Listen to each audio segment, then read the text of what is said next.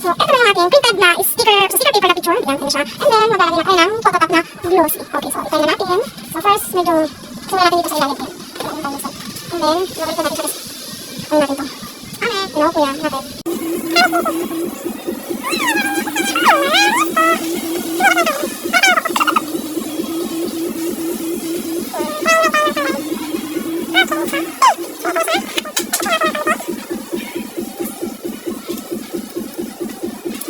Okay, and then, ayun na, i-dikit natin dito sa ating sticker paper.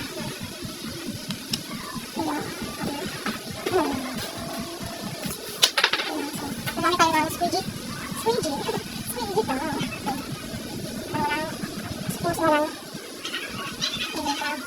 Walang tapos, ayun siya. Pagkipagin natin hilang yung nasa ilalim ng guys. Squeeze. Squeeze yung ilalim. Oh, ayun siya.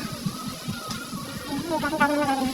Wala na masyadong hindi na. Kasi last time nagawa ako, nagkaroon siya ng gas-gas.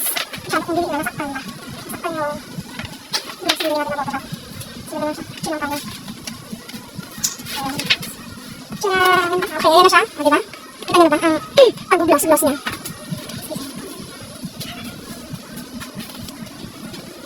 Ito na tayo kung validation dito.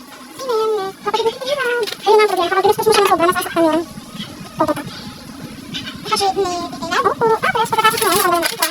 Kaya lalagyan na natin siya ng mga ito. Lalagyan na natin siya ng ating paper. Ang ating silver board. Yan siya. So, lalagyan na tayo. Lalagyan natin siya sa silver board. So, una natin gagawin. Ulit sa ilalim. Yan. Saka natin ng konti. Lampas talaga siya.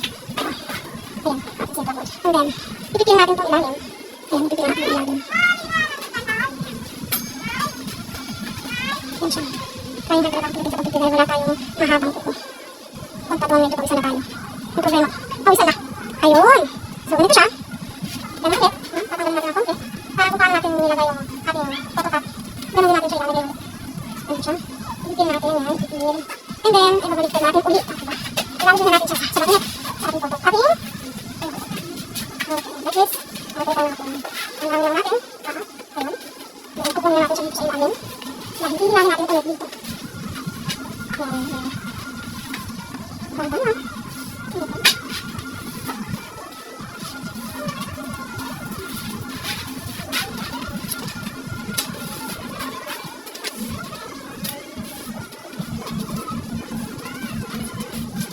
Ayun. Ayun siya. Tada! Kita nyo ba yan? Ang kanyang pagkikintab. So dahil ang ating phototop at ang ating sobrang ating silver board na gawin natin, itatin natin siya gamit itong ating metal na ruler. Ito. So yan siya. Ayan. So, nasa muna natin ruler. Para walang dumi na matransfer dito sa ating silver board. Yan siya. So, pagkakalitin natin itong ating kulasan natin dahil kalawang-kalawang siya. Ayan. So, ngayon, isasagad natin yung ating pagkakat. So, pagkakat natin.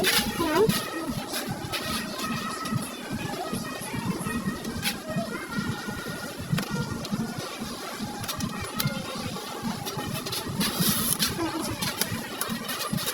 Ayan. Ito natin yung hand. Ayan. Pagkakalitin na siya. Sige natin itong pagkakalitin yung baba. Isagad natin siya sa tissue.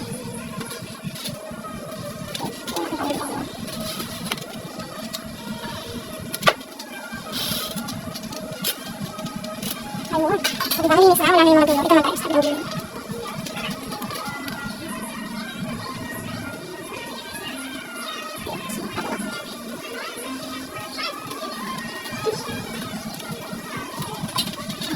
Diba, linis na ang pagkakatawa. And then, last dito. Last side.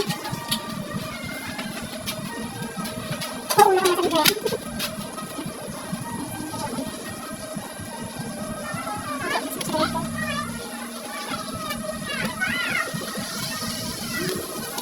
Okay, so ayun na ang ating final look na ating pinag-pinag-pinag na yan. Ayan ang ating silver board.